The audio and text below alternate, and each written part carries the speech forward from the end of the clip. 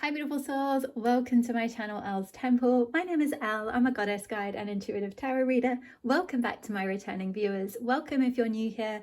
I'm so happy to have you all here. I hope you guys are all doing well wherever you are in the world. So today's reading is going to be all about messages from Goddess Oshun on the key to your success. And the beautiful Goddess Oshun is a very special goddess who we are going to be working with in my upcoming Goddess Circle, which is going to be running as part of my Moon Temple membership, which I'm so excited is now live. The doors are open for booking onto it. It's been an absolute process of birth. I've been working on it for months and months now, and it's finally out there in the world. It's finally birthed out there. So I'm so excited that it's finally live and it's coming up very soon. So there's 3 different tiers. We've got the Moon Maiden tier, which is self-paced. You can either sign up to that monthly or annually. I've also got a Moon Goddess mentoring membership as well, which if you would like to take things a bit more in depth, you can receive mentoring as well, and you can book onto that too. So all the details for those tiers are going to be on my website. So if you go to ellstemple.com and click on Moon Temple membership, it goes through every single tier. So it starts with the Moon Maiden and it goes into like what it is and what it might serve you for in terms of the type of things you might be looking for, and then what you get access to as part of that tier. And then we've got the Goddess Circle, which is tier 2, which we're going to be doing a Goddess Circle group live call once a month every new moon. It's the Light Goddess Circle I'm starting first. So that starts with the new moon in Aries and runs until the new moon in Virgo through the light half of the wheel of the year. So there's more details about that on there and everything that you get to receive in the particular live call, which is going to be so beautiful, so powerful. In particular, the live group intention setting ritual, which for those of you who might have done group work before, you will know the power of intention setting in a group when it's witnessed is it really amplifies the power of those intentions, like just supercharges them. It's worked for me, it's worked for some of my friends who've done that kind of thing, and when I've worked with clients in this way, it is just super powerful. It's incredible how it works. And I've got also details about each of the circle goddesses. So we did Goddess Pele last week, so check out the reading if you haven't already on Light Your Fire. So each week I'm going through and doing a reading and a blog post for each of the goddesses that we're going to be working with. There's 6 of them, so 1 for every single new moon. So Goddess Oshun is the goddess we'll be working with for the new moon in Taurus, all about give birth to your prosperity. So each circle will have its own specific theme, which we'll be working with in the group, with the rituals and the reading and the meditation and the activation at the end of the circle. So, and then it goes into the other goddesses, and then there's a little bit of information also about the personal mentorship that I offer as well, so you can check that out too. So yeah, have a wee look on my website if you are interested in getting this extra bit of support around every new moon to just amplify your intentions, receive the healing that you need, and step into your dreams. Okay, my loves, so I'll leave the link to that below. And just to let you know, if you sign up to my Cosmic Goddess newsletter, you will receive a very substantial discount that I've been guided to give. It was like a lot steeper than I originally intended, but I feel very called to support my subscribers there on my website. So definitely sign up to my newsletter and you will receive an exclusive discount both for the Circle tier, which is coming up for beginning very soon, and then I'll also start offering some further discounts as well for the Moon Maiden tier and for the Moon Goddess mentoring tier as well. So if you're on my newsletter, you'll get those discounts as they are released. So at the moment, I've just offered, I sent a newsletter out on Friday to my subscribers with an early bird discount, I should say. So I will also be sending a reminder out about that coming up on the next newsletter that I'll be sending out in 2 weeks on the full moon. I send out the newsletter once a fortnight, every new moon and full moon. So if you're on that before the full moon, you'll get that discount it'll come out one more time, and then that will be it. That will be the end of that discount. So if you want to sign up and find out what that substantial discount is, definitely get on my newsletter, and you'll get all the details about that. And also, once you're on my newsletter, you'll hear all, send out all the news about every, like the cosmic updates, the new moon, the full moon, everything that's going on with the goddess asteroids, things like that. And also any news about my other programs, workshops and things I'll be offering throughout the year. And I'll be running a Dark Goddess Circle later in the year. So even if you can't join the Light Goddess Circle this time round, you may feel called to join the Dark Goddess Circle, where we'll be going into transformation and that process of looking within and alchemizing our shadow into our power. That will be happening starting from the new moon in Libra in the dark half of the year later this year. So get on my newsletter and you'll find out all the details about that when that opens. Okay, my loves, so that is all the introduction over and done with. Now let's get on with the reading. So as I mentioned, we've got the beautiful goddess Oshun. I'm not going to go into too much detail about her because I did write a blog post about her on Wednesday, so check that out. I'll leave the link to that below if you want to know more about this beautiful goddess. I go into much more detail in the post.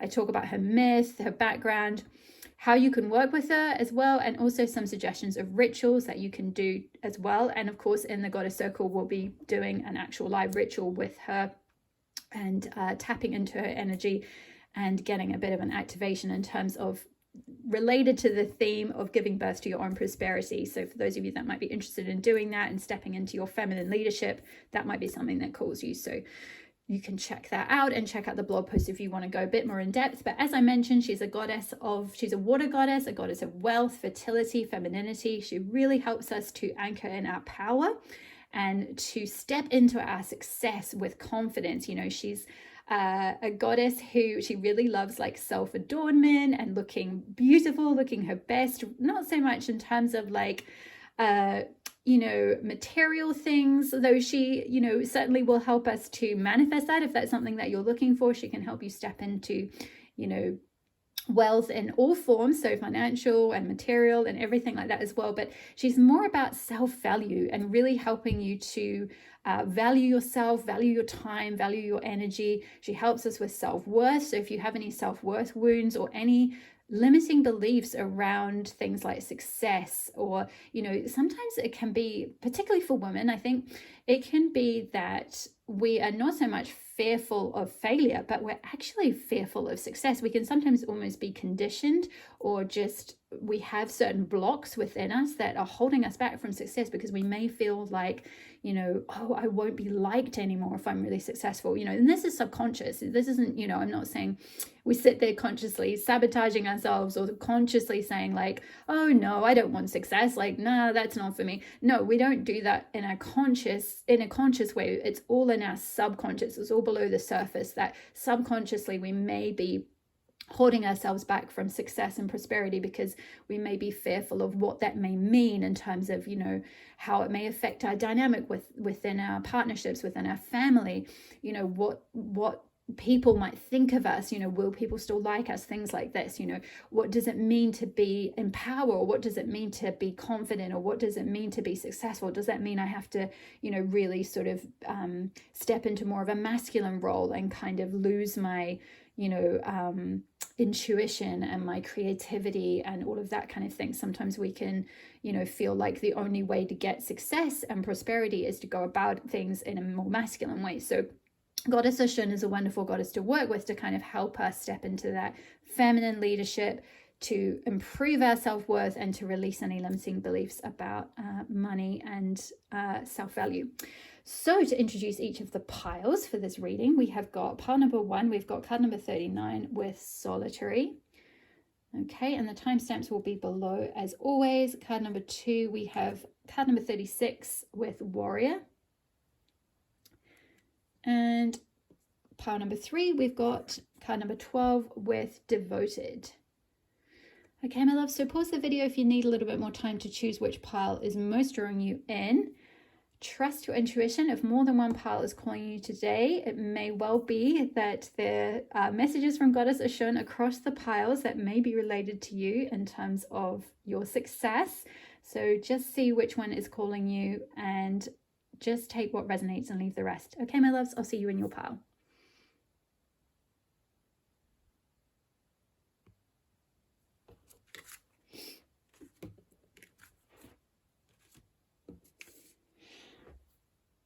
Hi there, pile number one. If you chose the solitary card, card number 39, this will be your reading. Okay, so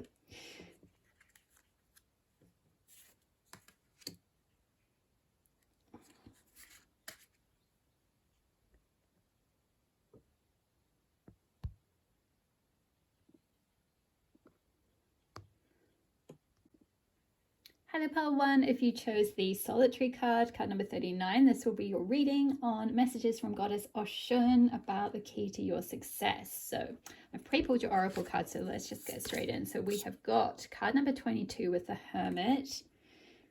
Okay, we have got Embracing. We have got the Magician, card number 1 in the tarot. And we've got Ascendant. And finally, we've got card number 16 with Harmony. I live in harmony with the world around me. Okay, so pile number 1. Straight off the bat, I am getting a strong vibe for you, pile number 1, that you may be a life path 7, possibly. We've got the number 16 here, which in numerology reduces to 7. And in numerology, the number 7 is a lot to do with being a hermit and being solitary and needing sort of time to retreat from the world so that you can process your feelings, process your insight, connect with yourself spiritually. It's kind of like the hermit on the mountaintop, which actually I'm just noticing as I said that she does look like she's sitting up on, you know, in the mountains. There's this sort of like misty clouds in the background.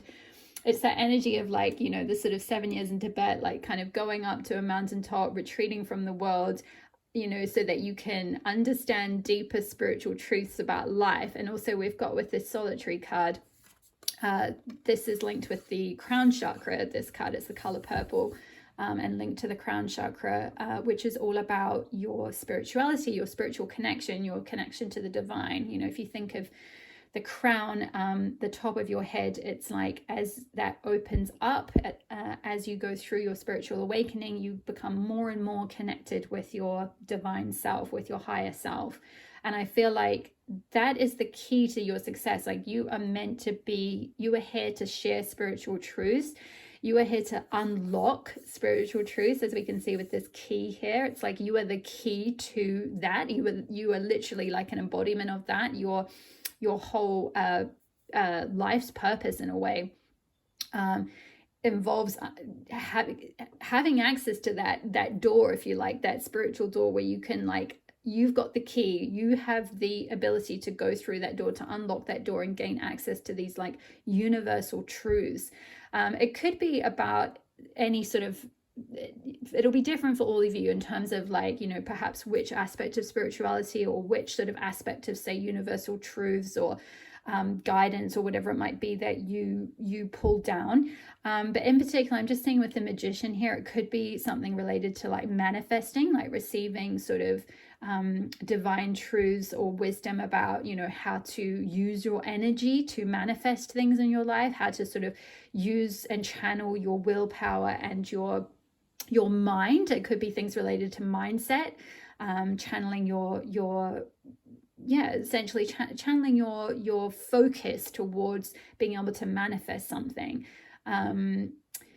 I'm also kind of seeing here, it looks like this particular card is referring to Morgan Le Fay, who, you know, she has a strong connection to the priestesses on Avalon or Glastonbury, but Avalon as it was known, as we can see here. And there could be something like that, like maybe you had a past life being a priestess, or you might have some strong connection with Avalon or an interest in that type of thing, or a spiritual place like that. If it's not Avalon, it could just be somewhere a bit like that, like spiritual places, you know, somewhere in the mountains, somewhere very spiritual, somewhere where it's like perhaps on a lot of ley lines, or it just has a lot of like, you know, spiritual energy, like maybe it has some connection to, you know, some of those old civilizations like Lemuria or something along those lines, or Atlantis or something. Or, you know, it could just be somewhere that just has very powerful energy. It could be,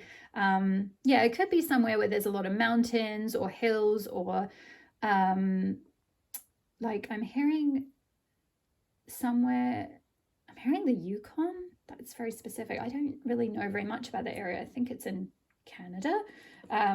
Apologies for my geographic ignorance there, but that could just be specific for one of you. But it could be just some, I believe I feel like the Yukon is quite remote, so it could just be somewhere that's like kind of very remote, or sort of, there's this idea, especially with the hermit energy, solitary energy. We've got this energy of Morgan Le Fay with the mists of Avalon, you know, kind of shrouding the you know, the land that she was in, which kept it apart, you know, kept all the priestesses apart from, you know, the rest of Glastonbury. Like Avalon essentially was Glastonbury, but, you know, it could only be accessed by those who had that power to be able to go beyond the veil. So there's kind of idea of being quite, you know, sort of secretive, mysterious, you know, being able to access these sort of secret places or secret mysteries or secret traditions, or it's like you've got the key to unlock that kind of energy. Like you might have quite mysterious energy. You might be someone who,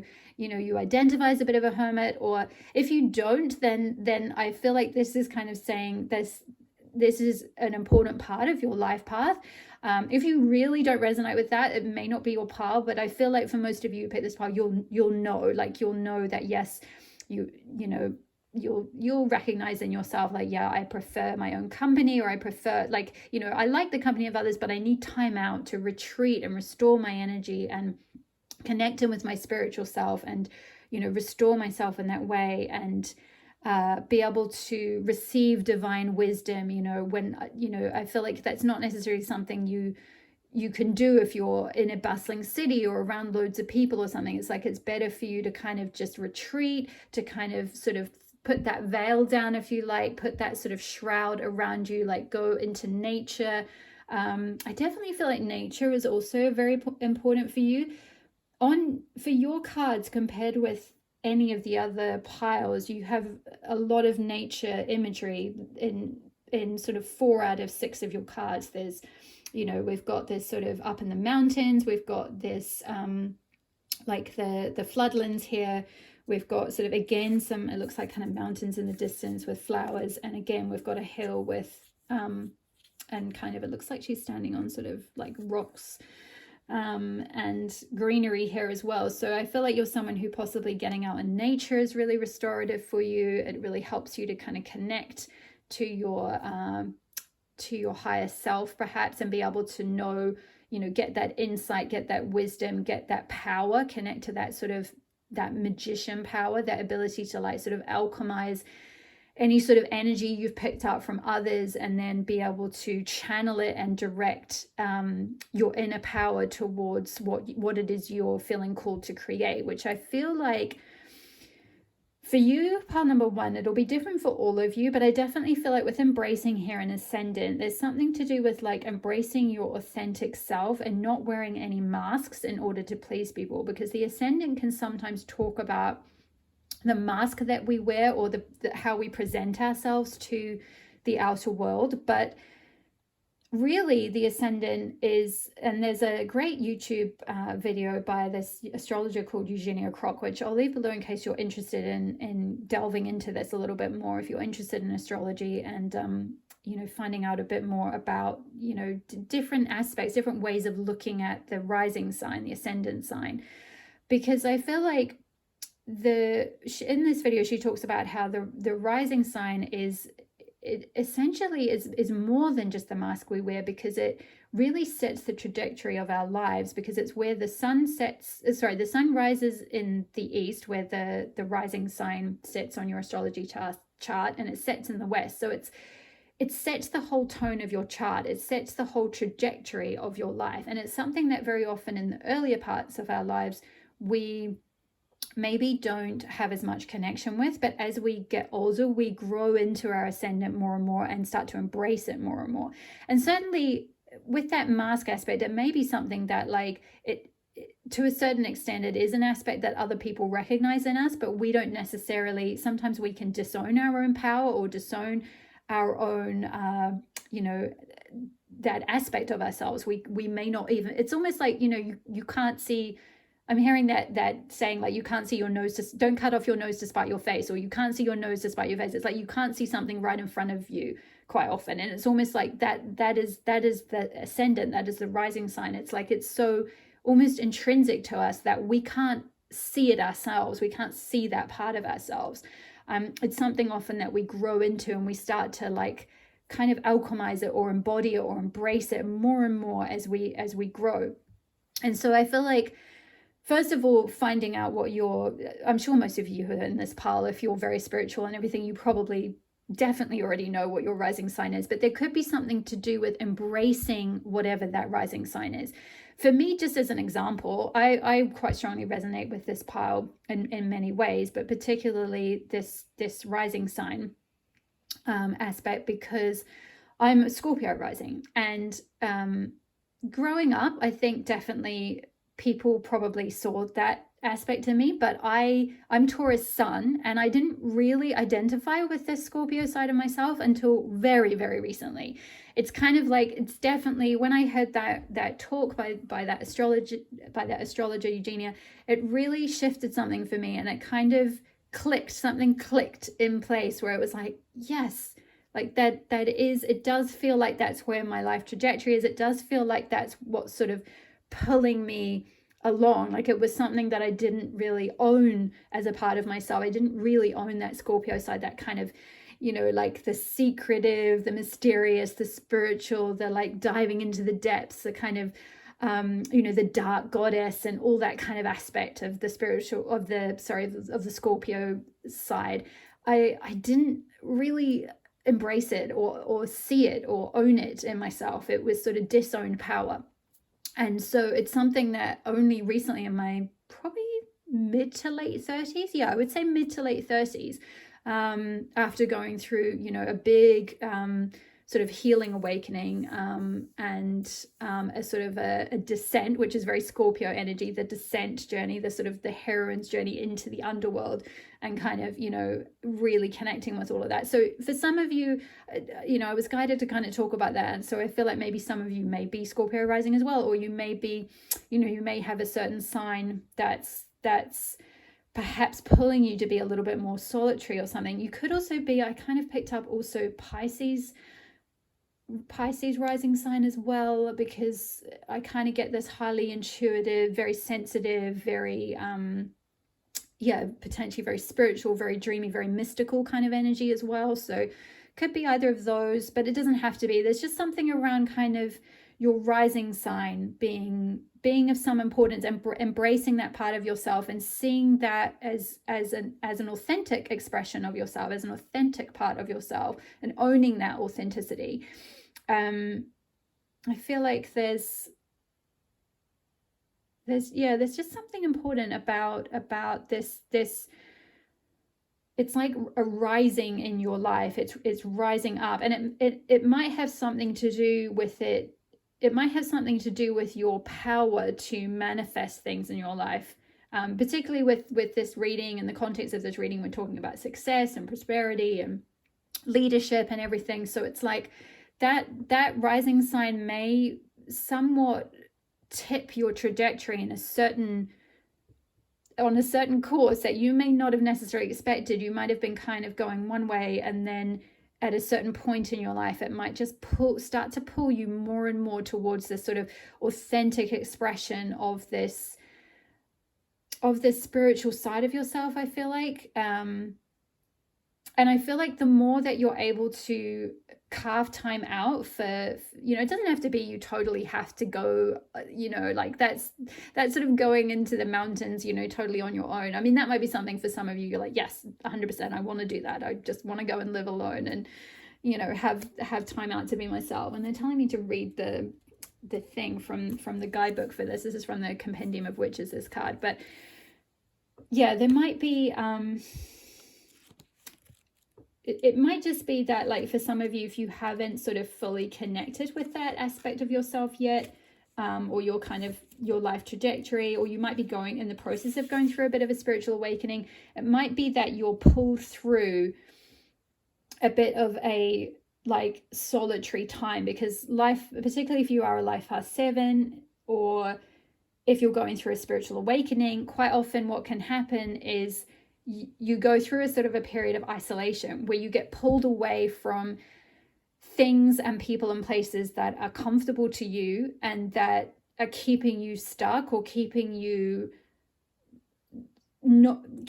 from expressing your authentic self, keeping you from like embracing your true purpose and your true path and your true soul, if you like, keeping you from sort of unlocking these this wisdom, these mysteries, and eventually getting to a position where you can actually share them. I feel like that is kind of on the cards, which for some of you may already be doing that. For some of you may do something like this. You may be like a tarot reader or an astrologer, or you do sort of coaching around like manifesting or different aspects of spirituality or like meditation or something like that.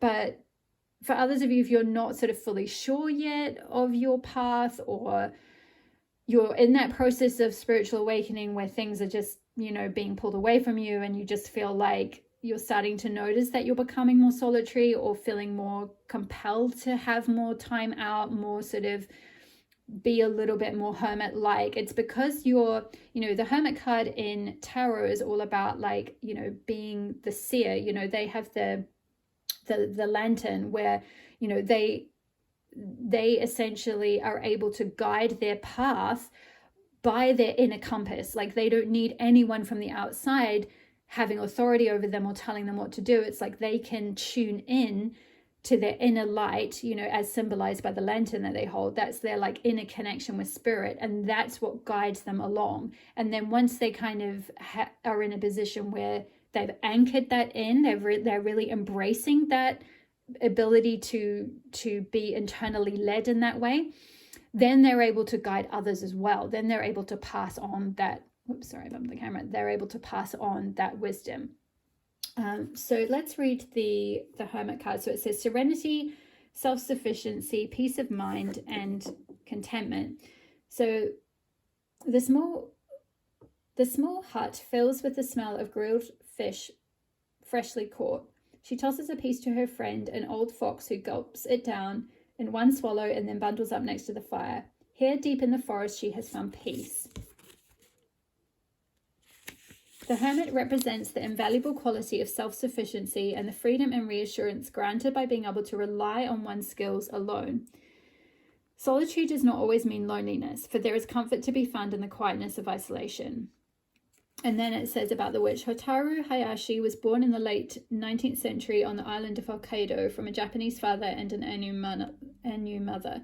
Orphaned at a young age and shunned by her community, she retreated to the nearby mountains where she built herself a hut and lived the life of a hermit. Despite this, she knew no loneliness, having found the company of animals.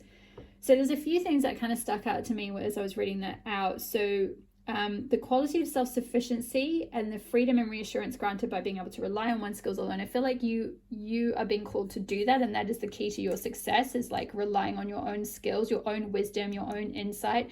That is something that will steer you in the direction of your success. And I feel like your skills are something that in these areas, in these sort of perhaps more spiritual areas, if you like, will allow you to be self-sufficient in your life. You'll be successful by being self-sufficient. It's like perhaps you'll get to a point where you can be,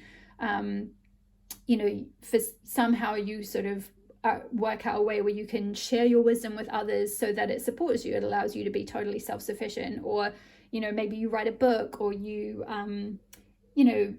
work with people one-to-one, or whatever it might be. But there's something around being self-sufficient. So I don't see you kind of working in a huge company, or working in a normal 9-to-5 job, or around loads of colleagues or anything. I just see you kind of like living yourself. It doesn't mean you won't sort of have friends or family necessarily, or like a partner or anything, if that's what you want. But I feel like, you kind of perhaps work in isolation, or you need a lot of time to be able to like create your work. And you're able to get to a point where you can be self-sufficient. So maybe for some of you, that is a goal for you to be able to like end up sort of maybe building your own house, like she built her own house in the mountains. Or maybe you want to live somewhere like out in nature, out like on a mountaintop, or in the hills, or sort of removed from kind of the general hustle and bustle sort of thing. I feel like that's quite important for you, because this concept of like peace and serenity and peace of mind and harmony, you know, I live in harmony with the world around me. I feel like that's really important for you and really important for your success, that you have a harmonious environment, that you are able to get out into nature, you are able to like connect with, you know, maybe animals as well. Like I'm just seeing, we've got a fox and we've got 3 birds here. We've got a raven, I don't know what that is, some kind of bird, and then I think, is that a heron? I can't remember what that is either, but I'm not very good with bird names, but anyway, there's, yeah, it might be that you just want to kind of have that time and space to be able to, yeah, connect with animals, like have, you know, time to sort of go for a walk in nature and like clear your mind and clear your energy and be able to like receive wisdom, receive divine downloads. Like, you know, maybe also I'm kind of getting for some of you, maybe doing something like creating a sanctuary for animals as well. I'm just seeing with this figure how she's like kind of like almost like nursing or cuddling the little fox. So maybe for some of you it's like you want to sort of be able to, you know, have some sort of place where you can allow animals to come to you, like cats or wild animals or something, and you kind of nurse them back to health or something like that. Or you know, you just have a little sanctuary, like your home is a sanctuary where animals can just be. So it could be something along those lines, but I feel like, yeah, harmony, having a very peaceful environment around you is going to allow you to be the most successful version of yourself, the sort of highest version of yourself. It'll be the key to being solitary, I feel like, is the key to embracing your like true, it's like you'll be able to get in contact with your true nature, your true soul, and get access kind of thing. You know, like a key opens the door, which opens, like, you know, doors are symbolic of portals, of having access to portals or having access to intelligence or wisdom that is like beyond what you can just see or access, you know, ordinarily. So I feel like you have this access to this like divine intelligence is what I'm hearing, which is amazing. Well, number one, very like, yeah, very powerful energy. I feel like also, you know, with the Magician here and the key, I sort of feel like maybe some of you, yeah, like I definitely, I'm getting a strong vibe of some of you being up, you know, working from home, working for yourself. Like, you know, it's like there's just, you know, it's like you're a solopreneur kind of thing, or you know, it's just like there's just one of you. It's not a big company. It's just you're like a freelancer, or you're a solopreneur, or you have like a laptop lifestyle, you work from home, you know, there's no one else who reports to you or anything. You're just a one man, what one man band is what I'm hearing. A one man band. So yeah, I feel like if that appeals to you, then that is a sign. If you've been thinking of like going and starting your own thing, like, you know, setting up as a solopreneur, starting your own like website or your own channel or whatever it is, where you can share this divine wisdom, this divine intelligence, you know, or being some kind of freelancer or blogging or writing or something. It's like that's, I feel like you have the power to manifest that for yourself. That is the key to your success, is like you, whatever you direct your like will and focus towards, you can actually manifest that for yourself. And I just see like with all this lightning kind of coming down, it's like, it's kind of like when you're out in nature, when you're sort of in this environment where you're withdrawn from like the rest of the world or sort of the hustle and bustle of everyone else's energy and so forth, you're able to like channel all these like divine downloads. I'm kind of seeing this lightning as like, you know, just lightning bolts of wisdom coming down to you from the divine kind of thing. So wow, really beautiful and powerful energy, pile number one. Let me see, are those all the messages that I have? Oh yeah, I didn't talk too much about this card. There was something with this is like the lowlands, the floodlands, like after if there's a lot of rain in the nearby, like, you know, lakes or water reserves, and they flood into like the nearby land, like it's an area that isn't normally flooded, or it doesn't normally have water, but it can actually provide like a huge amount of like extra nutrients by those lands then being soaked in this water. It kind of creates like silt and all this kind of stirs up all these nutrients for the land. So even though like initially it's like a bit of a flood, so it can seem like a bad thing, but like actually it's, you know, it's kind of about, as the card talks about, it's about kind of embracing the like the gems from that kind of thing. It's like the alchemy that can happen from, you know, I guess from like tuning into, you know, because water is symbolic of emotions, your emotional side, your intuitive side, that feminine side. So, you know, it could be like making sure that you're having sort of time out, like solitary time, in order to process your emotions. You might be someone, again, I guess if I did pick up on sort of Pisces rising or a Pisces sun maybe or something. So maybe for some of you, you know, that can be quite an emotional sign. It can be, you know, it's a water sign, or Scorpio as well. Both of them are water signs. So you could have a water sign as your rising sign or as your moon sign, because the moon sign is often linked with emotions. If not, it doesn't matter. It's just extra confirmation if you are. But it might be that there's something within your emotional self, or something within your, like, the flow of emotional energy that comes through you, that is very like informative is what I'm getting. Like it can actually guide you. It can produce, like it can give you the sort of, it's like the nutrients kind of thing, like in the same way that the waters actually soak into the soil and it regenerates the soil and it gives the soil all this nutrients, and it attracts like lots of different you know, wildlife and things like that to the area. So it's like embracing the like flow of emotions and the flow of information you get through your emotions could be quite important for you in some way. And it could be something linked with that card coming out above, the ascendant. It could be something linked with your rising sign, or if not your rising sign, it could be something just to do with your birth chart in some way. It could be worth getting your birth chart read if you haven't already done that, because I feel like there might be something quite, I'm just hearing like something might unlock for you.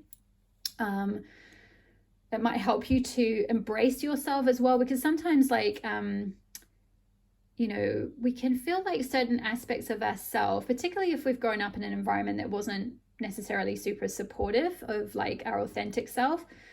And it can be very difficult to embrace parts of ourselves and understand parts of ourselves, particularly like if we have a lot of difficult emotions or a lot of emotions to have to process. It can be sometimes confusing to really embrace those or to understand those if we didn't grow up in a really supportive environment. And so sometimes astrology can just give it's just a framework really to understand ourselves and to help embrace ourselves and to help accept ourselves and accept certain aspects of ourselves or certain sides of ourselves. You know, if you find out more about your rising sign or your moon sign or something, it's like, oh, that's why, you know, especially if it's a really, really good astrologer, you know, who really looks at your whole chart holistically. Not sometimes, you know, there are amazing resources online. I'm not going to, you know, definitely won't knock those. There's some incredible resources online to look up, you know, each individual thing, like, oh, moon sign in this means, you know, my moon in this sign means this, XYZ. But it can be a bit of a job to then stitch all those things together. And so sometimes just having your chart read by an astrologer can really help give you a bigger picture and all the sort of things that tie in together. And also they can look at all the conjunctions and all that kind of stuff that, you know, just taking things in isolation doesn't always provide the whole picture. So I just kind of feel like there's something, if you haven't, for some of you, you may already know all of that, in which case that could just be confirmation for you to like remember that and embrace that part of you and all of that. For others of you who haven't had that done, that could just be kind of a suggestion maybe to help you with embracing your emotions, embracing your emotional side, embracing certain aspects of your personality or certain aspects of your soul, or just different parts of you that might be trying to express themselves through you and in your life. It might make a lot more sense. It might put things in context and help you embrace yourself and accept yourself a lot more. Yeah, because I particularly feel like with this sort of, you know, this desire for harmony, this desire for like, you know, solitude. Maybe like you perhaps haven't had the easiest of times, pile one, like you may have struggled to connect with people for whatever reason. And that's often, if you are a life path 7, that's often part of that path, is because you're not really meant to go the same way as everyone else. You're meant to be different. You're meant to kind of be apart from the crowd, so that you can access that higher wisdom. You can get those downloads and kind of help humanity in some way. If you were the same as everyone else, you would just sort of follow along like sheep, right? And you're not a sheep. So yeah, I feel like also, I just wanted to say, with all the birds as well, that can also be symbolic of well, first of all, it can be symbolic of freedom. So again, like having the you know, being a solopreneur or something like that, where you have the location freedom, you know, the freedom from working for a conventional 9-to-5 job to be able to just like, you know, do, you know, work wherever and whenever you want. So it could be symbolic of that. It can also be symbolic of messages from the divine birds, divine messengers. So you know, that could be part of your life path, or part of the key to your success is receiving those messages from the divine, you know, receiving those messages like from the little raven here with Morgan Le Fay, you know, and being able to channel those messages, or interpret them, or, you know, whatever it is, and then give them to others in some way, whether it's through tarot readings or through, you know, runes, or through you know, just coaching people, like just receiving channeled information about them, or receiving impressions about them, and then being able to sort of give them guidance or something. That could be just something else. So I kind of get the impression that for those of you who that's what you are meant to do, you're probably already doing it, or you probably already know this. I don't sort of get the idea that this is all new to you, but I feel like some of you might be at an earlier stage. Like you might, for a few of you, there might be a few of you who are still going through a bit of a spiritual awakening, and you're going through this stage of being pulled away from sort of everything, and like suddenly spirit has kind of created this, you know, solitary phase in your life where suddenly you're like, where did all my friends go? Like, and that often happens on that spiritual awakening journey, where you get pulled away from sort of everything you knew, as I said. But others of you might be a bit further along, and you've kind of gone through a lot of that, and you're sort of more at the stage of now stepping into like manifesting that freedom for yourself, manifesting, sharing your gifts, sharing your wisdom, sharing the divine insights that you get, unlocking this, you know, divine intelligence, if you like, and bringing it through you to others in some way. And it may just be a case of sort of creating the right harmonious environment, so that you can, and the ability to be able to, like, the sort of space and environment and enough time to be able to carve out, to have some time out, so that you can receive these downloads or this wisdom or whatever it might be. So that might just be, yeah, you'll be at different ends of the spectrum depending on, you know, where you're at with your journey. But generally speaking, I feel like most of you know that you're on a spiritual path. You know that, you know, you need time to yourself to get this information through. And yeah, just perhaps start to listen to those emotions, because I feel like there's some nuggets of wisdom in your emotional self, in the emotions that might come through you. So that could be, and also in your astrology chart as well, for those of you that haven't had a chart reading done. Okay, my loves, I feel like those are all the messages I have from Goddess Oshun today. All the best with your path to success.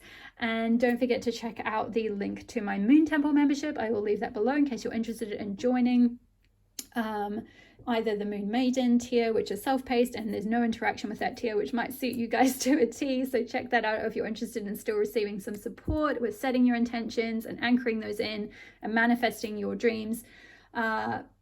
So yeah, I'll leave that below. Otherwise, leave me a message if this reading resonated. I would love to hear from you. I always reply to my comments when I can. Hit the like button if you enjoyed the reading. It really helps me out so much. It helps my channel grow. I so appreciate each and every one of you who's been doing that. It helps me more than you could know. Hit the subscribe button if you're not already part of the Earls Temple community. I would love to have you here. All the best with your path to success, and I will see you in the next reading. Oh, my love. Bye.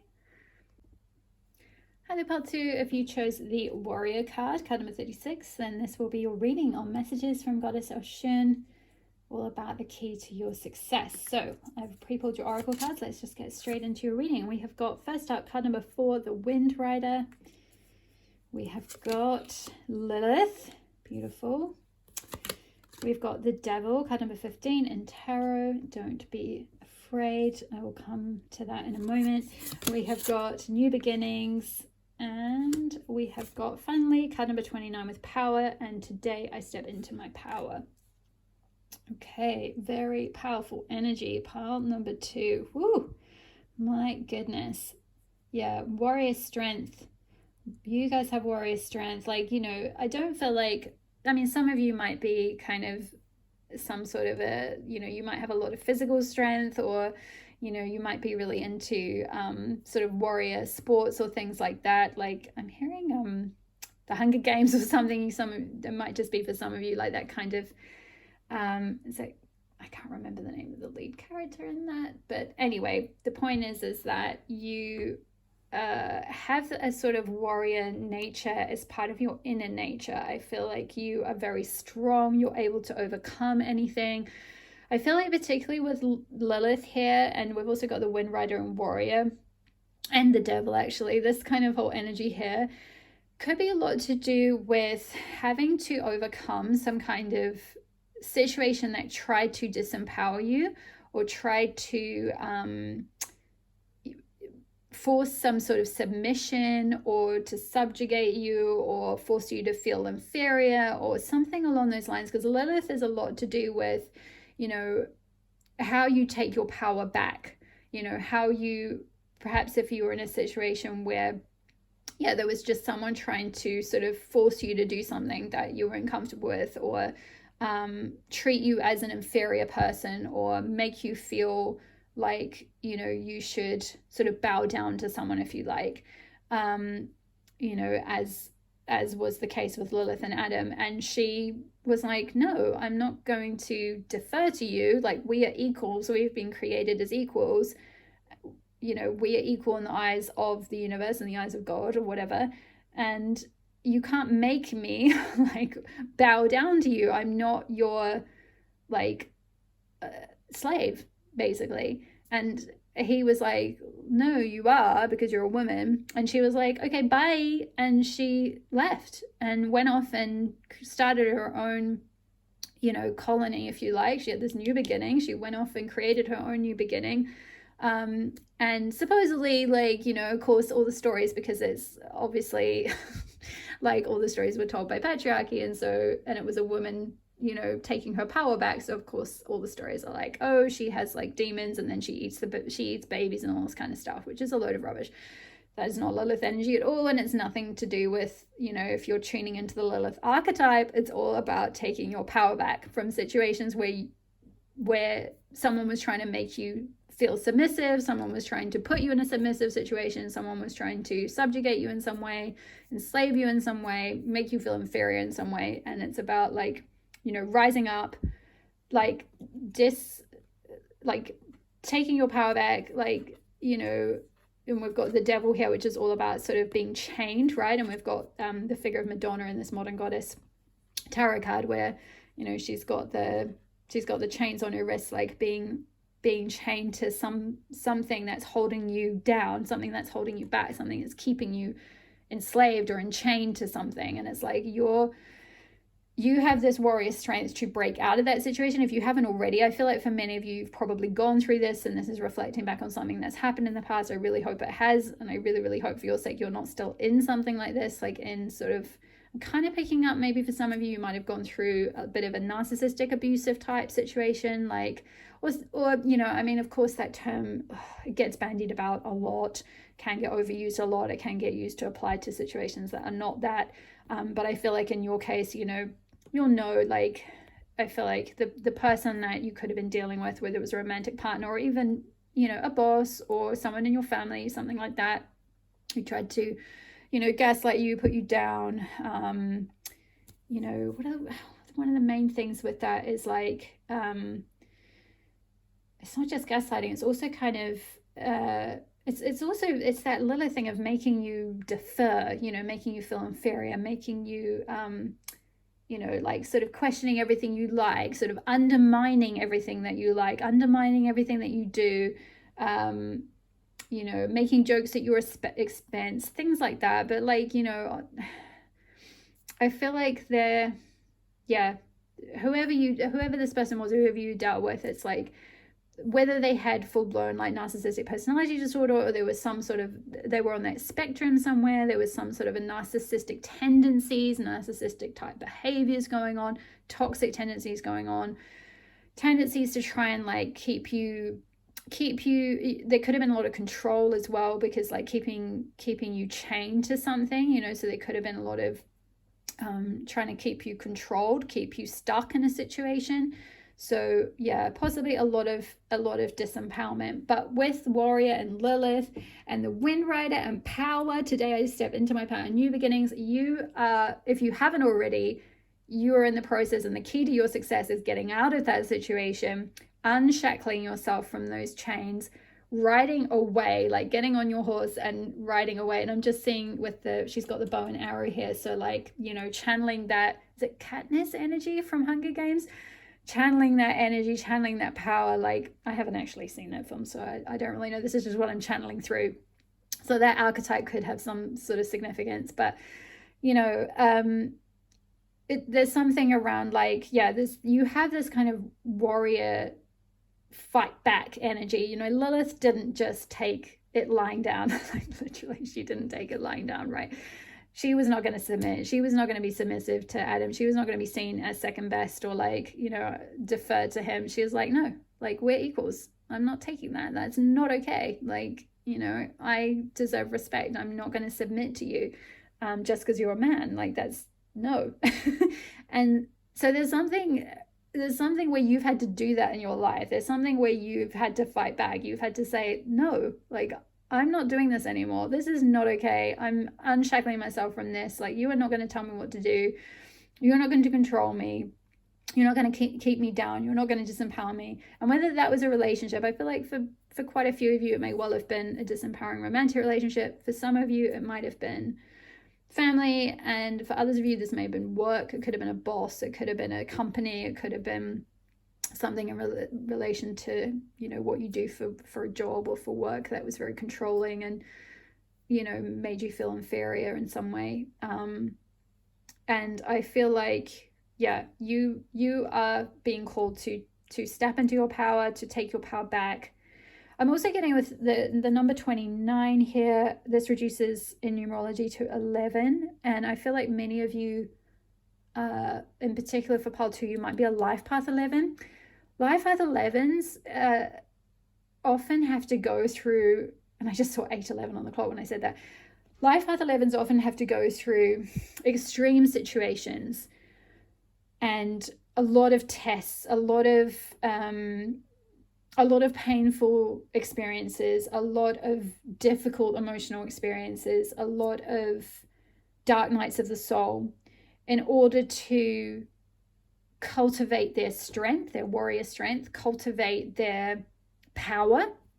And kind of, it's that Lilith energy of like sort of forcing them through something very uncomfortable so that they kind of take their power back and leave and go and sort of carve out a kind of a new space over here that's like safe and protected, and they don't have to answer to anyone else, and they can kind of do their own thing and be their own person. And I feel like you're doing that. I feel like with this, the Wind Rider, it's like she's sort of riding off, you know, she's taken her horse, and she's like, and she's got a helmet to protect her, and she's riding off where she's guided to. We've got an eagle here, or a hawk, is it? Which is symbolic of like being able to see the bigger picture. You know, being able to see a higher vision for something, for why something happened. And then we've got this beautiful new beginnings, which is like, you know, going through, we've got sort of mountain scenery in both of these. So again, it's like, you know, life path 11, it's that,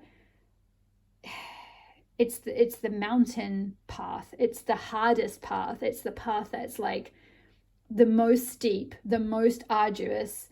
It's the path that ordinary people wouldn't be able to cope with. It's like the highest, it's the steepest ascension. That's where I was trying to go with that. It's the steepest ascension journey. Life Path 11s and 22s, but particularly Life Path 11s will have the steepest ascension journey with the most danger, the most difficulty, it's the most arduous.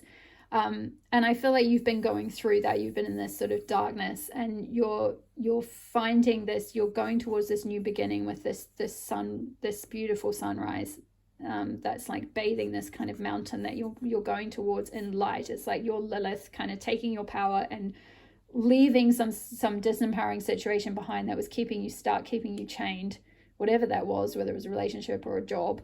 And you're moving towards like higher ground is what I'm hearing, like a new beginning, you know, taking your power back and living the way you want to live. I feel like there might be something in the guidebook for this, the Wind Rider. So I'm just going to read you the story about this archetype. So yes, autonomy. The keywords are autonomy, authenticity, integrity, and I love this, untamedness, which is, if the camera will focus, which is exactly Lilith energy, wild power, untamed. She is not going to be tamed. She's not Eve. She's not the archetype of the feminine that's like, will bow down and defer to the masculine. She's like, I am as worthy and as glorious as the masculine. I deserve equal standing. So if you're not going to give me that respect, I want my autonomy. You can't tame me. I'm going to go off and, you know, in the wild and just do what I want. So she rides fast and resolute as the eastern wind blows fierce on her reddened cheeks. Around her there is nothing but an endless sea of grass, above which the sky rules infinite. The Wind Rider accentuates the wild and most authentic aspect of ourselves, the side that does not hide in shadow when confronted with the expectations and judgments of others.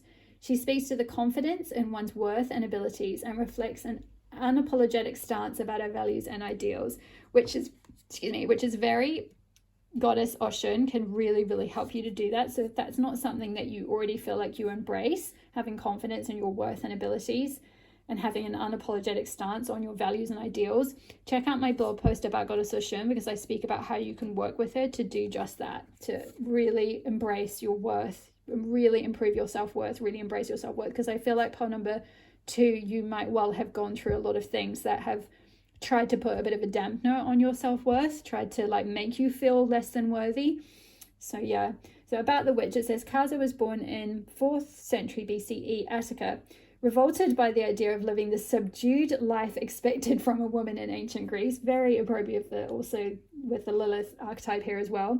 She fled east and never looked back. So yeah, some of you might be from a culture as well, or like just from, I don't know, maybe you had family, or yeah, there could have been something culturally, or like the religion you were raised in or something that expected you to be like more like an Eve character, or more like sort of subdued and domestic and, you know, kind of like chained. I'm just sort of hearing like chained to the kitchen sink sort of thing. So maybe you, if that wasn't sort of explicitly conditioned into you, you may have seen a parent figure do that, like a mother or a maternal figure, or just women in general in your culture kind of like living a very sort of dependent life, or a very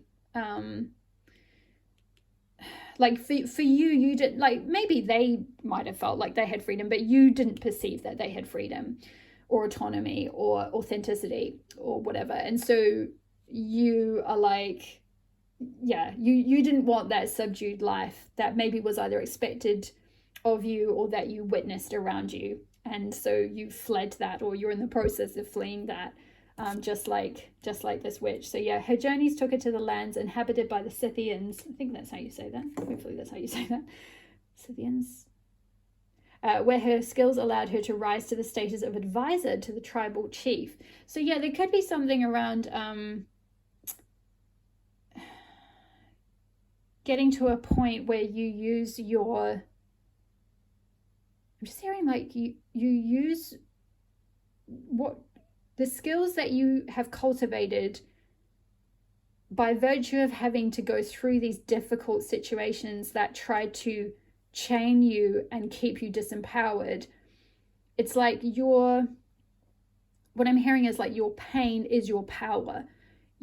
Those difficult life experiences, that it's like a diamond, you know. A diamond is formed through the harshest of circumstances, and like the most sort of roughest, intense pressure is formed on these stones that creates them to become diamonds. And so there's something around like that pressure that you've been under has been cultivating you, has been forcing you to like find this and galvanize this power within you, and help you step into that. And the process whereby you had to do that is what you can maybe then use to help advise others. So maybe you then, say for example, you, like I was talking about, I kind of picked up, maybe some of you came from like a culture or a family background or a religious background or something that didn't really encourage you, perhaps as a woman or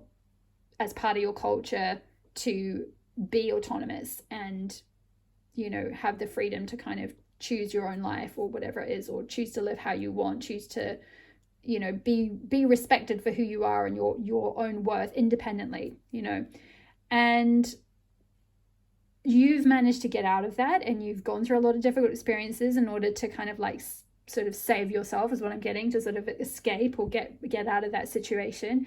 Sort of, you've had to really cultivate that warrior strength to be able to leave that behind and sort of unentangle yourself or unshackle yourself from a situation that tried to keep you stuck. And the power that you've then gained and the skills you've gained in doing that, you're then going to be able to help advise other women, either from the same culture, the same background, the same religion, you know, whatever it might be, or just in general, you know. Or it could just be, you know, using just kind of using your experiences to help others, I guess, like being some sort of it could be like being a counselor, being a guide, being a you know, like a healer of some sort. I kind of get more of like a guide though, more of like it was talking about being an advisor, so being a guide. It could even be, you know, like being an advisor, it could be like, say for example, you had to learn financial skills or something in order to survive and be independent and be autonomous on your own, because you were only trained or encouraged or conditioned to, you know, be supported financially by a husband, for example. And you've gotten out of that and you've learned to, like, you know, be totally financially independent. And then one of the skills, you know, in the process of then you know, being disempowered in that area and then gaining power in that area and learning all the skills you had to learn to go through that, you're then able to advise, you know, whether it's women or other people in similar situations, how to gain those skills themselves, how to be self-sufficient, how to be autonomous, how to, you know, be financially independent. It could even be being an advisor, like, for example, say you had this whole situation was related to a boss or a workplace that was very toxic, very controlling, you know, kept you very disempowered, kept you feeling very, like sort of feeling like inferior, you know.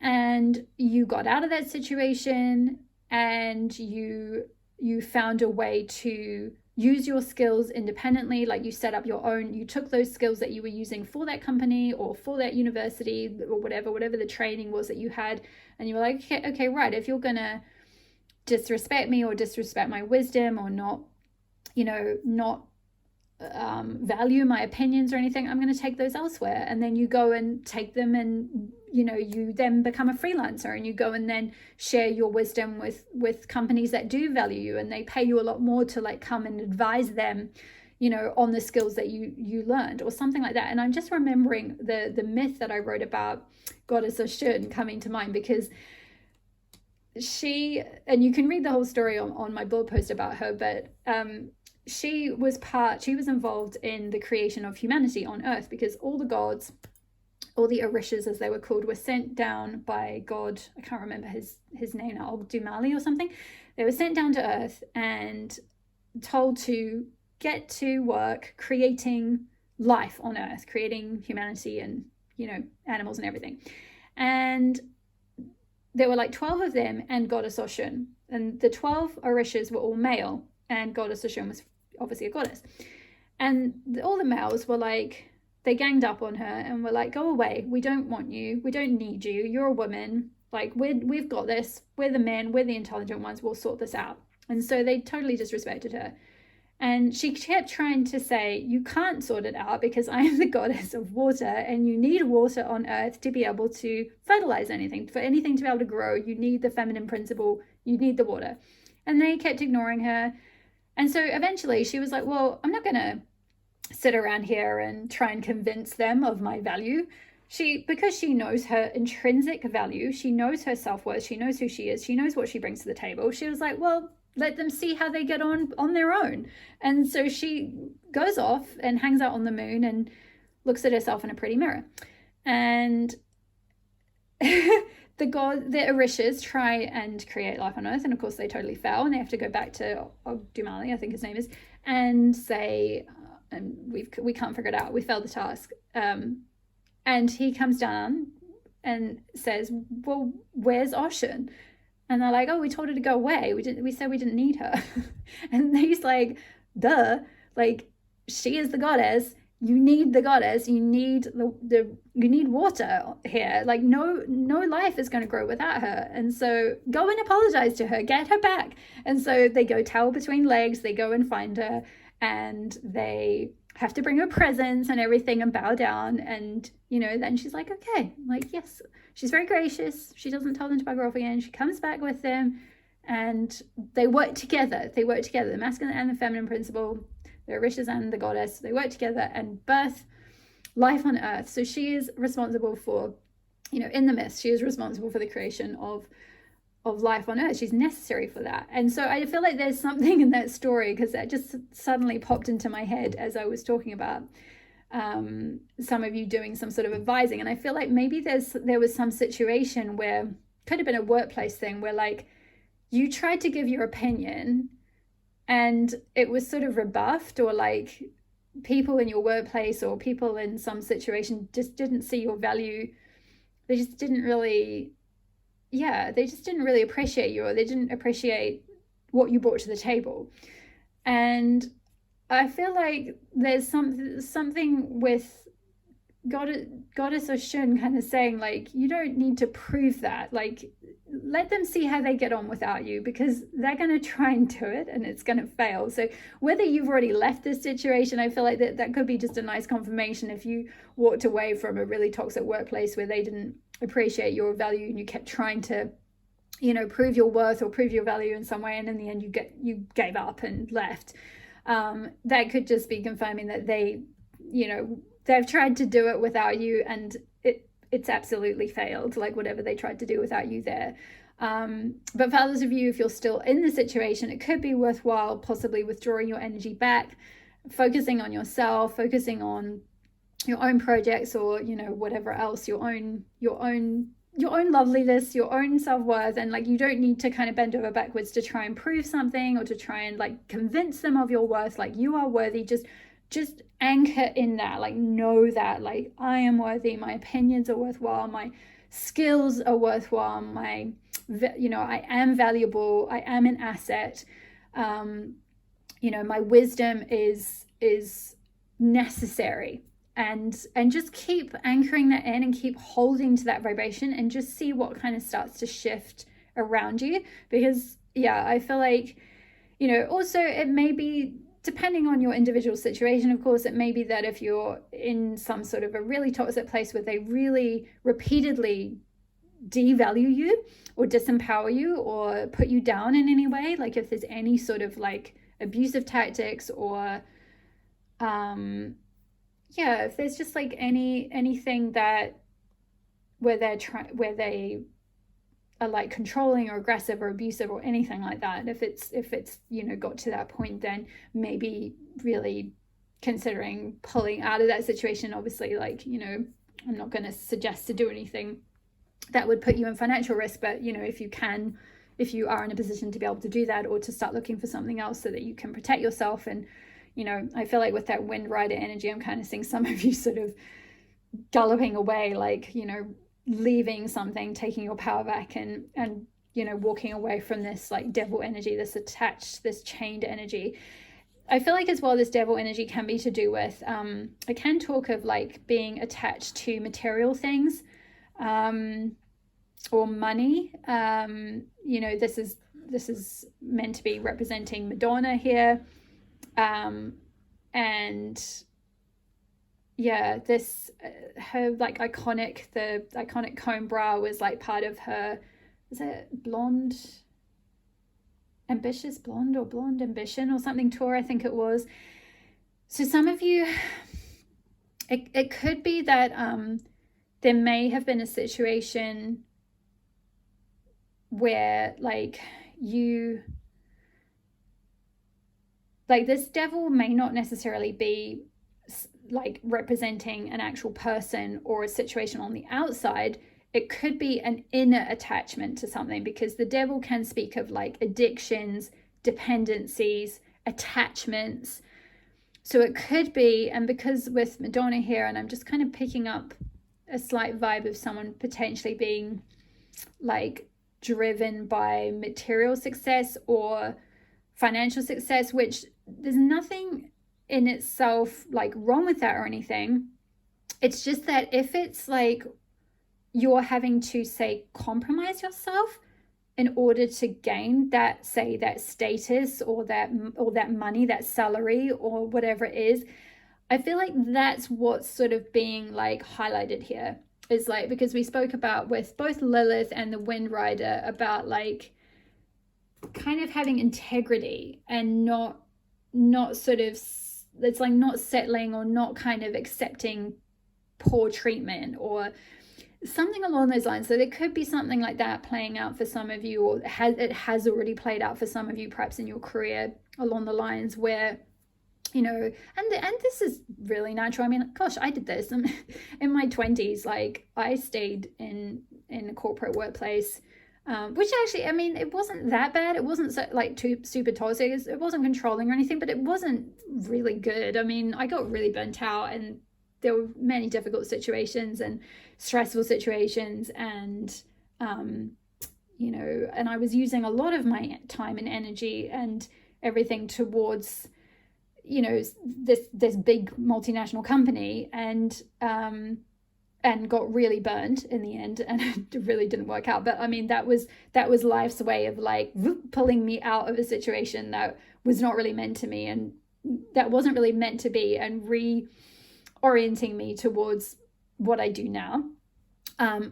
Now I plug all that same time and energy into my own work. So again, it's that autonomy, that independence, that like, you know, having that integrity. And I'm not necessarily saying like, if for some of you, if you're not interested in doing your own thing, you know, it's not like that's the only way to get success or anything. For many of you, it may be that you go and use your skills and your advising capability or your wisdom or whatever, you know, just for another company or something like that. You know, maybe it means you don't get as much money or as much like status or something, but you have more integrity, and you feel better about yourself, and you're not being like diminished in any way or chained to the desk. So maybe for some of you, you're being like forced to work more than, you know, perhaps is fair or that you should for, you know, the type of job. I'm being shown I mentioned this video in another reading. So some of you, it may be interesting if you came from that same pile a few readings ago. It was a few months ago now, and I can't even remember the exact reading. But in that reading, I was talking about like someone who was working for a corporate organization or something where it was really good money, but they were deeply unhappy and really misaligned, and like they were being expected to work like crazy hours, like, and they ended up having to give up, you know, so many other things that they valued and personal things in order to do this job. They were like chained to their desk. And in that reading, I mentioned a YouTube video about a girl who, I think she was a lawyer or something, and anyway, she used to work for a big corporate organization, and she nearly missed out on her, I think it was her mum was dying, or someone in her family was dying or something. And like her boss, they were just like, wouldn't let her take more than like a day off or something ridiculous to go and like see them. And when she tried to ring to ask for a little bit more time, they were like, no, like, what do you think we pay you for, or something? And so she was expected to like just drop everything for this job, and she was kind of only in the like early stages. I don't even think she was like partner or anything. She was just, yeah. So anyway, the reason I'm bringing that up again, I was just showing that a little clip of that video in my mind's eye. Your guides showed me that. So some of you may have come from that same pile, or that video could be useful. I'll try and find it. I'll dig back through my old videos and try and find the link, and put it in this one as well in case you haven't seen it. But I feel like for some of you, you might be in some similar situation where you're chained to something where you're just expected to give so much of your life and energy towards this thing that isn't really, it might be giving you money and it might be giving you status or something, but it isn't really giving you like maybe fulfillment or freedom or autonomy. And actually, I feel like you want to be free to kind of like, you know, ride with the wind, like be, you know, like this energy and this energy are kind of polar opposite. Like this, she's stuck, she's chained to something.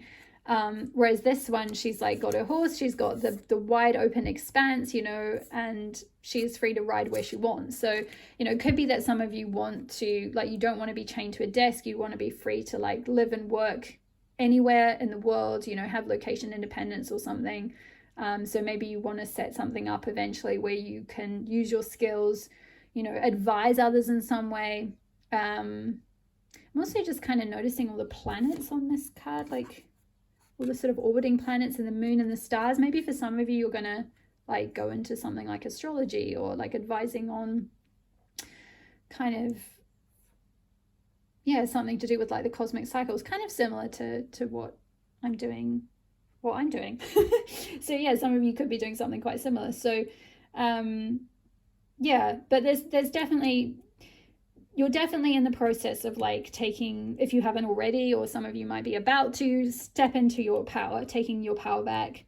And there's a new beginning coming for you that is going to be very successful. I feel like once you've taken your power back from whatever this disempowering situation that's been keeping you stuck, keeping you chained, whether that was a relationship, a religion, family members, culture, a job, whatever that was. And yeah, and I'm so sorry you've been through all of that, Pal, too. I understand, you know, I'm a life path 11 myself, and it's, if you are that, or you have been through something difficult, it is tough. But often looking back many years later, you can look back and really see how it really forged you. It was really like the making of you going through those difficult things that kind of like forced you to kind of step into your power and find your power, because you had to go through something like disempowering to begin with. Okay, so those are all the messages I have for you, pile number 2. I hope that resonated for you. Hit the like button if it did. It really helps my channel so much. Check out the link to my Moon Temple membership if you're interested in finding out more about that and joining me over there. I'll leave the link to that below. Leave me a comment if it resonated. I'd really love to hear from you, and hit the subscribe button if you're not already part of my community. I would love to have you here. All the best with stepping into your power and your success, and I will see you in the next reading. All my love. Bye. Hi there, pile number 3. If you chose the Devoted card number 12, this will be your reading on messages from Goddess Oshun on the key to your success. Okay, so I've already pre-pulled your Oracle card, so I'm just going to get straight in here with your reading. So we have got card number, the first card out is card number 20, the Laborer. Okay, we've got Flow. We have got 5th house. We have got the Star, card number 17. And finally, we have got Balance, card number 5. Again, so we've got 5th house, 5, and also number 5 here with Balance. I tipped the scales of Balance in my favor. Okay, so pile number 3. First up, what I want to start with is, first of all, your pile number 3, and also in numerology, you've got the number 12 here, which reduces to number 3 in numerology. And I got very strongly as I was pulling your cards that you may be a life path number 3, pile number 3. Life path number 3 is a lot to do with being creative and like following your instincts, like following, having this sort of freedom to go with the flow and to like follow your creative side and to kind of like birth your creations. It's linked with in astrology as well, the 3rd house of communication, which is ruled by Mercury. So I feel like there's I'm just kind of getting a lot of creative energy, flow, and water energy here is linked with the sacral chakra, which is all about creativity and creative expression, creative power, that zest for life, that passionate side of yourself. Kind of like your creative gifts. I feel like you're very gifted creatively, pile number 3. And I feel like at the moment, and you'll all be at different stages of this, but potentially at the moment, many of you are very devoted to some sort of work. We've got the laborer here with card number 20, and I'm going to read actually from the guidebook the little story about this archetype. So here we go. So endeavor, resourcefulness, perseverance, and reliability. So the waning sun casts its amber light on her garden. She sits to rest, wipes the sweat from her brow with an embroidered handkerchief, and smiles. Her hands are calloused and tired, but her vegetable garden is brimming with life. Ripe fruits hang from the trees, and the aromatic smell of figs drying in the sun lingers in the air. The laborer represents hard work, endurance, and resourcefulness. The intrinsic value of labor does not show only in the results of our work, but also in the tenacity, determination, and skills it teaches us. And then it says about the witch. Vesna Vukovic was born in the rural highlands of Bosnia in the second half of the 19th century. She was denied a formal education despite her interest and spent her life learning from nature instead. The symbols tattooed on her hands and arms identified her as an expert in traditional healing and herbal remedies. So, yeah, I feel like what's coming through really strongly is like, you have that resourcefulness, you have that sort of persevering energy, that energy that's able to endure, the energy that's able to stay devoted to like a cause or a project or work or something like that. But I feel like what's coming through really strongly is with 5th house being here and flow. The 5th house is also to do with creativity as well. So not only have you got creativity coming through for life path number 3, but also with the 5th house rules over creativity.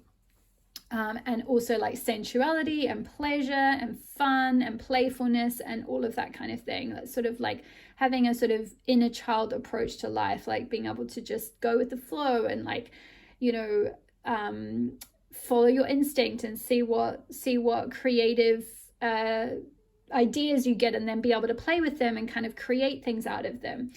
So I feel like the key to your success is balancing this sort of hard work, labor energy. Maybe some of you as well, you might have a strange relationship with like work and play. It might be that you have like a very austere planet like Saturn in your 5th house. It could be worthwhile checking that out. You may already know off the top of your head, but if you don't, it could be worth just doing a quick birth chart, getting your birth chart generated, or having a session with an astrologer and checking that out, particularly if you identify as a bit of a workaholic, or you know that you tend to put all your time and energy and effort into your job or into making sure you provide for yourself or your family. Like it may be that, and this is quite a general characteristic, particularly in Western society, that, we can be very conditioned to work very hard, and like, hard work equals money and hard work means success. And it's that kind of puritanical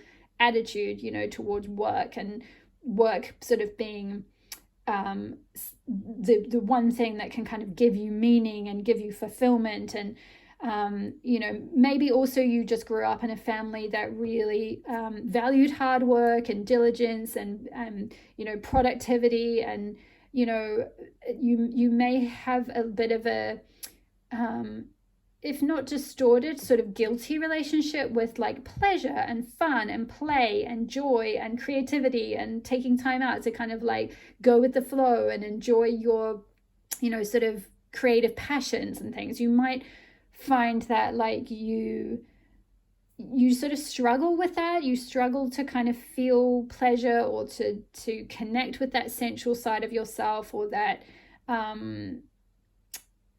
that more perhaps feminine side of yourself, or that creative side of yourself, that flowing side of yourself. It's like you maybe just feel like you always have to, you know, with this poor peasant woman, like she's got this huge like bundle of twigs on her back. It's making me think of the Ten of Wands, actually. There's quite a few cards. I'm just wondering if I've got one nearby, but I'm sure you guys know, you probably know, you would have seen the Ten of Wands, or you can look it up.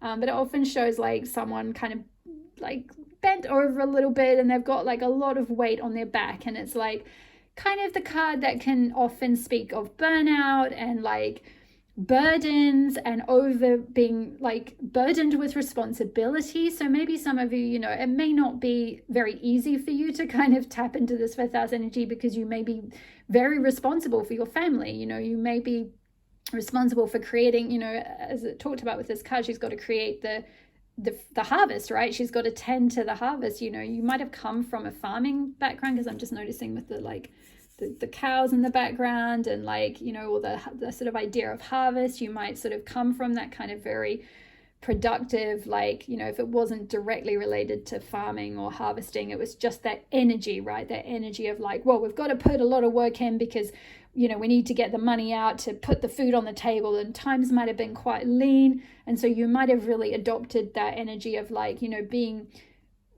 a laborer, being a hard worker, being very reliable. Like, I've got to put the, you know, the food, the bread on the table. I've got to be the breadwinner. I've got to protect my family. Or even if you don't have a family, it's just like, I've got to protect myself. I've got to earn a lot of money for myself for the future. I've got to be very devoted to my work.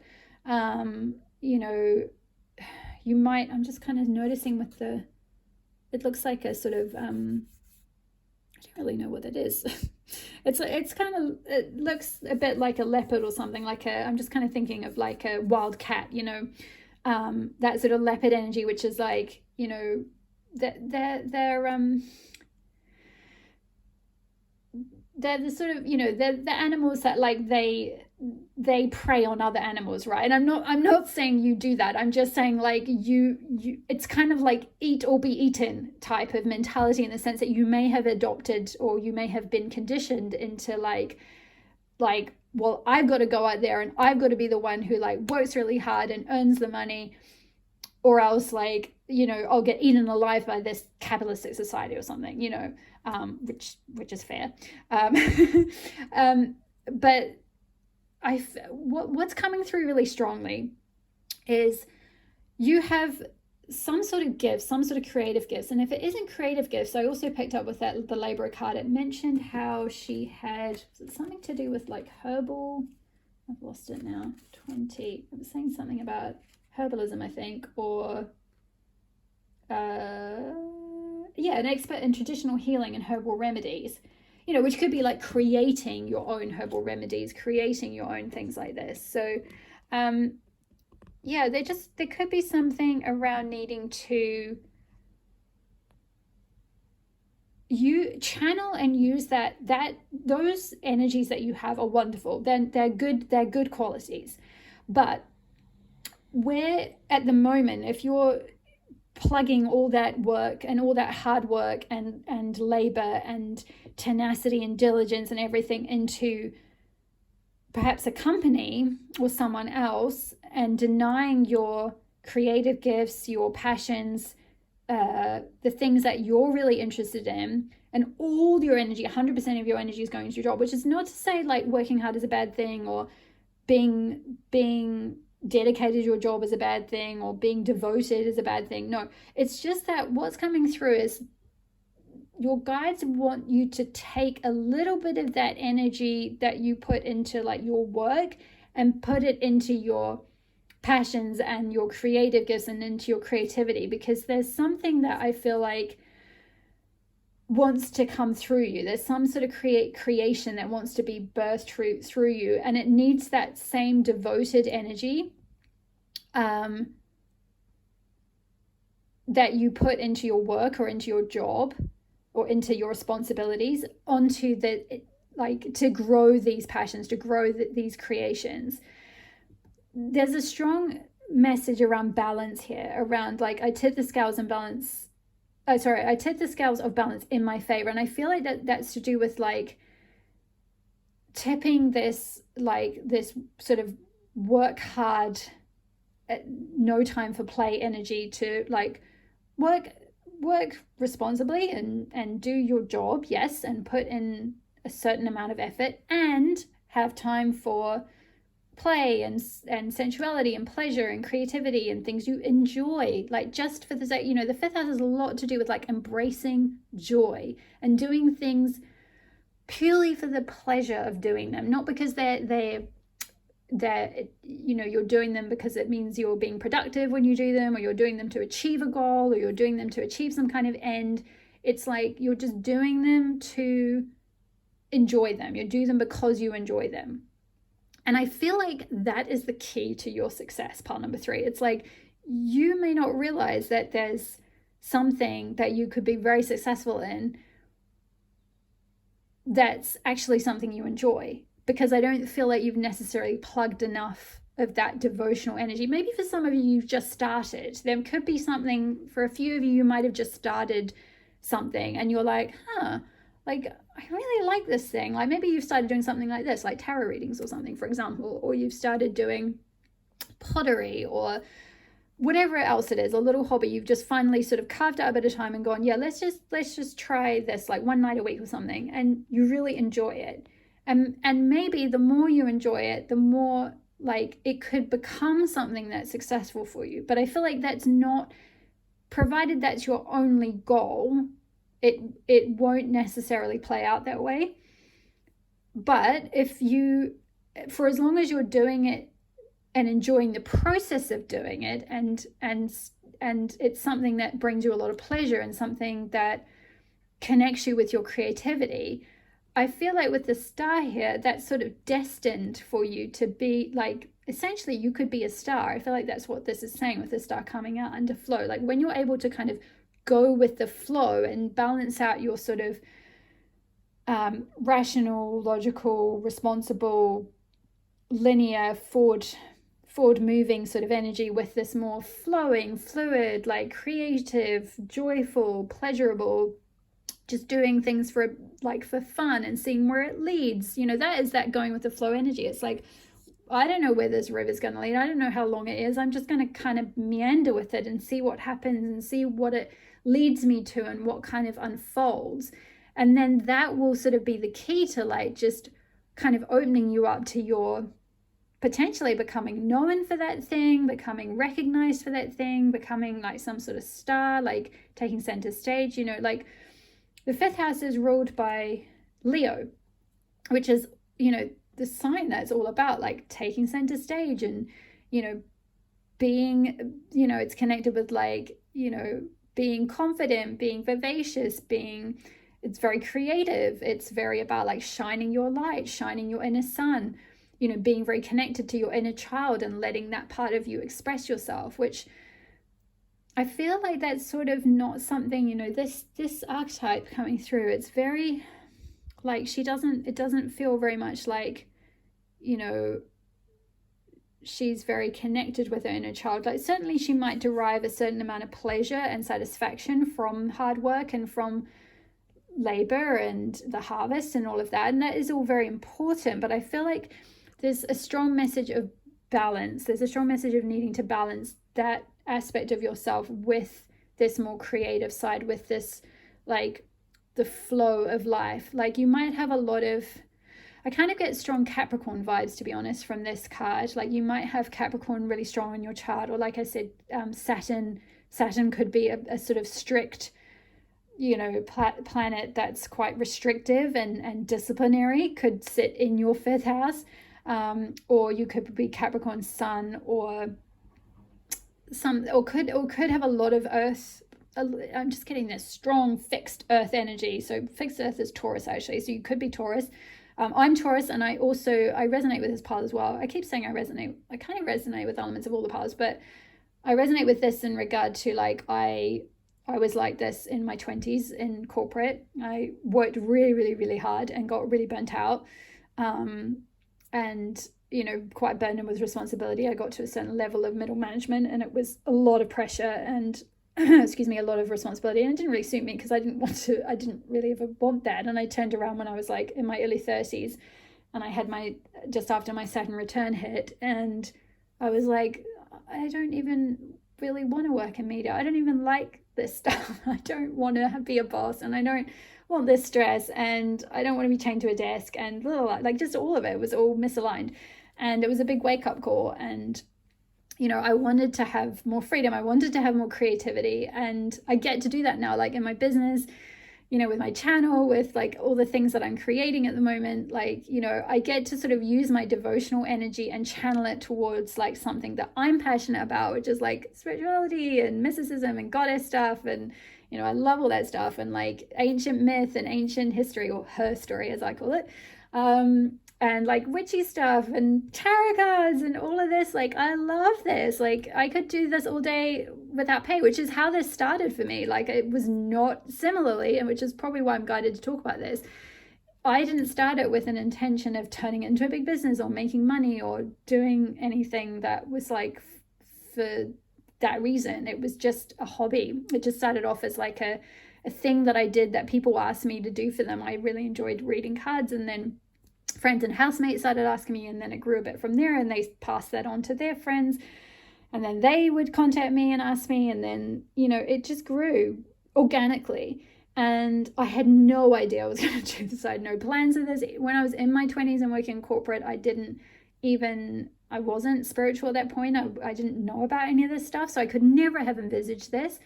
And certainly, you know, for a long time, like, I mean, like what I earn working for myself is like not a patch on my old salary, but I don't care because I love what I do. And, you know, it'll grow, and it is growing, and I'm so grateful for that. And so, you know, it could be, you know, I'm not saying this is exactly what's going to happen, or this is the only thing that can happen for you. Like, oh, you've got to leave, you know, corporate behind, or you've got to leave a job behind and like work for yourself. I'm not saying that, but there could be something around like something that for some of you, I feel like you're already doing this. There's some hobby or passion or something you've started doing that you really enjoy, that you're like, hold on a minute, like maybe this could be a thing, and it's something you didn't really expect. And it's like, if you can pull a little bit of your energy and devotion and hard work and tenacity and determination, very Capricorn type characteristics, and also sort of Taurus, that sort of methodical, focused, diligent, effort applied type energy. If you can take some of that and put it towards this passion, this hobby, this gift that you have, this creativity, you know, towards the flow of ideas that come through you, I feel like that's really destined for you, and it could really take off. Like, it could really become something. But there's some need to find some kind of balance, because I feel like at the moment, I'm just sort of, as I tune into this energy, it's like you're burdened. You may be burnt out. So yeah, for some of you, if you don't have any connection with a hobby or something that you enjoy, if you literally just kind of, I'm getting a vibe perhaps of someone who, it's like, I'm kind of hearing that saying like living to work rather than working to live. It's like your whole, you know, week or whatever is kind of taken up with just like preparing for work, then going to work, then you get home late, and then you recover from work, and then you get up and you sort of do it again. And maybe you're even working weekends, because you might be doing a lot of overtime to like kind of, because you're very dedicated, very devoted, very hardworking, very committed. And I feel like, you know, it could be like, not saying like, oh, you need to quit, or you need to like, oh, it's bad, you're dedicated to your job. It's not saying that. It's like, can you still do what you're contracted to do and try and complete your work and time you have and pull back some of your personal time to use it for sort of personal things, for some sort of like just try something new. You know, it could be an old passion or hobby you had when you were younger. What was was there something that when you were a child you really loved to do? Or, you know, sometimes that doesn't always apply though, right? Like, I mean, for me, you know, sometimes I used to hear that advice when I was trying to figure out what I like doing, because I also was like this. I can really resonate with this. So, you know, I'm not saying any of this in any sort of judgment or anything, because in my 20s, I didn't do, I'm trying to think now if I did any hobbies. I don't think I did.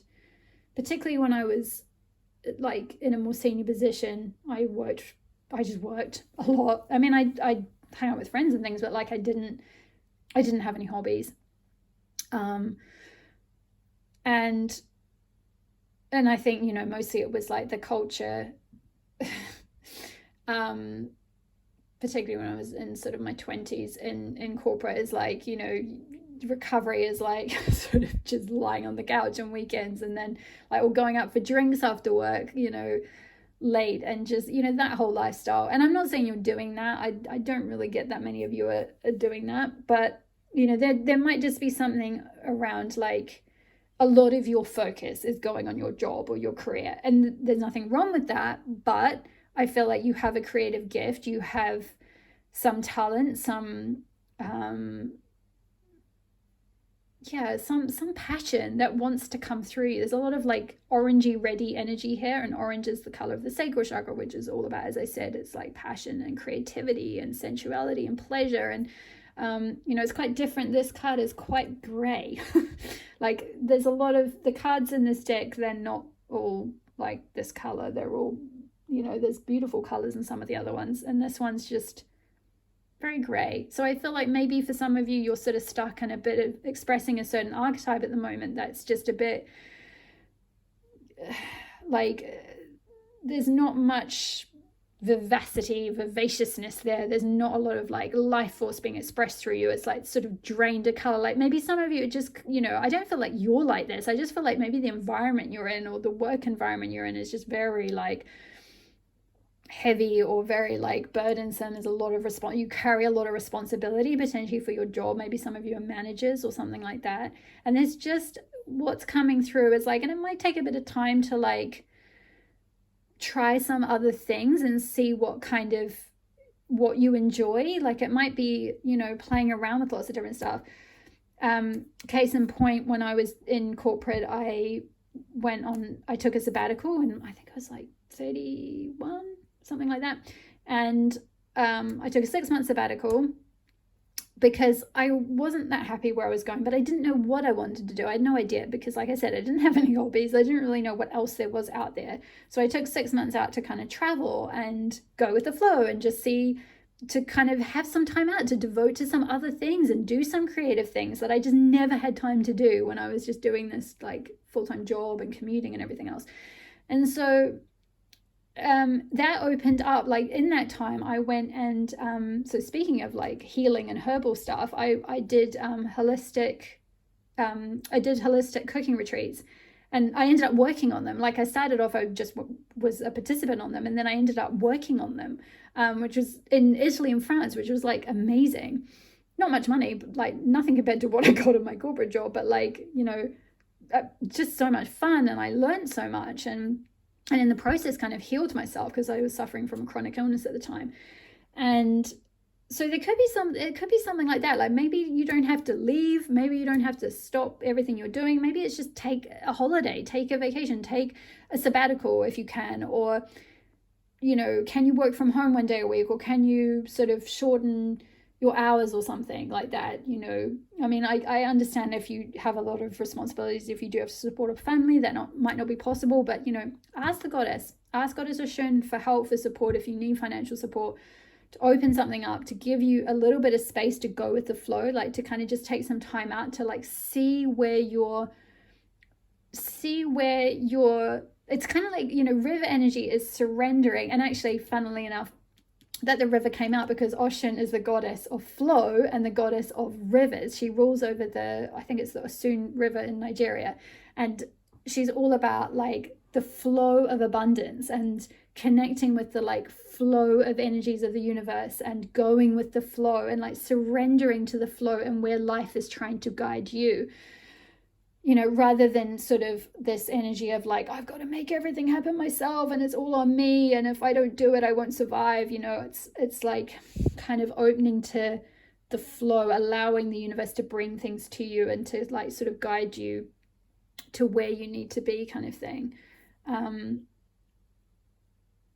And some of you might, you know, you may be doing this. I'm kind of picking up maybe for some of you what I was speaking about with the work is like something you were doing and you were like that, and you can recognize that you were that and that you got burnt out, and now you're in this process now of going with the flow and just trying different things and traveling a bit and taking some time out and, you know, sort of seeing what you like, seeing what pulls you, like where is the river pulling you, where's it guiding you towards, like what, if you really surrender, where is it calling you, you know, creating more balance in your life, more time for like hobbies and pleasure and joy and creativity and friends and fun and just all of that, you know. And I feel like eventually once you have kind of really found your thing, and again, I'm kind of picking up for some of you have, it's something you've maybe found not so long ago, whatever, you've started doing it, the more you can direct this devotional energy towards that thing, the more that will grow. But like I feel like having balance between like, yeah, your sort of work and play is really, really important, between like sort of, you know, sun and moon energy, like sort of sun, which is that action taking energy, you know, growing and cultivating things and bringing things into life, bringing things to life, and that moon energy, that lunar, introspective, intuitive, you know, kind of that time out energy, like being able to withdraw and go within and, you know, tend to your sort of inner self, your inner life, your emotional life. It's like finding that balance, because too much in any one direction of either of those puts you in imbalance. You know, if you're for too long in that lunar state, then nothing, it's like if there's no sun, you know, sun also is needed to grow things, right? You know, if there's no sun, if there's no warmth, nothing grows, nothing can be produced, there can be no harvest. But you can't constantly harvest on land that's never been left to go fallow, you know. And I think it's in farming and stuff, they talk about like every 7 years the land needs a fallow year, you know, right? A rest year to like just be allowed to rest before you kind of replant and start growing things again. And funnily enough, when I took my sabbatical, I had been 7 years in this one company. So it could be that some of you, you know, it could be a similar story. You could have done a 7-year stint. You could have a 7-year itch in a relationship, right? It could be some sort of a 7-year cycle. It doesn't have to be, but, you know, it might be something linked with that. And you're being called to have more balance and like take some time for yourself, take some time to reflect, you know, have that lunar time, you know, to connect in with your emotions, to connect in with your feminine self, your intuitive self, your creativity, all of that kind of thing, to go with the flow a bit more and see where you're feeling called towards. And I feel like that will steer you. And I feel like this particular part was a little bit more nebulous maybe than the other powers. The other powers there were more specific examples of like, you know, which paths might lead to success, but with this it's very open, and that is deliberately so. I feel like it is very creative, and it's going to be something that will come from you, and it's something that's very destined. I feel like it's something that is very like, you know, it's kind of written in the stars is what I'm getting, like you're very destined to do this. And I feel like, you know, you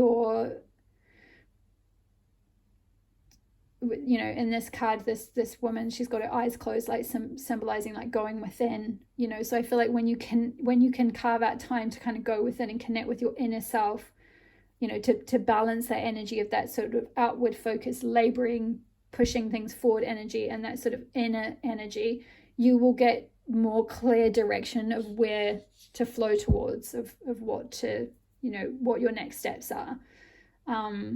But I feel like it's something that you're going to create yourself. Yeah, so those are all the messages I have for number 3. I hope that resonated for you. Don't forget to check out my link below to my Moon Temple membership.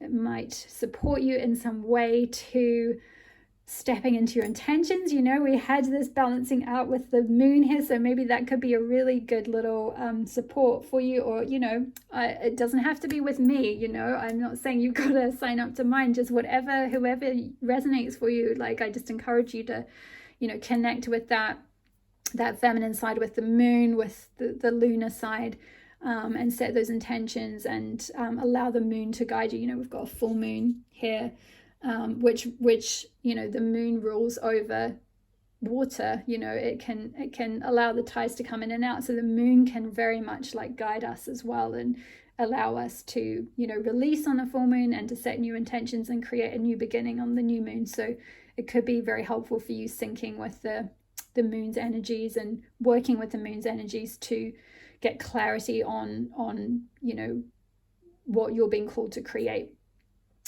Okay, my love, so yeah, check that link out below if you feel called to that. I would love to see you there. It would be my absolute pleasure. Leave me a message below if the reading resonated. I always love to hear from you. Hit the like button if you enjoyed the reading. It helps tell the algorithm which content you guys are enjoying. Hit the subscribe button. Consider subscribing to my channel if you're not already part of my lovely community. I would so love to have you part of this community. All the best with stepping into your success, and I will see you in the next reading. Bye, my loves.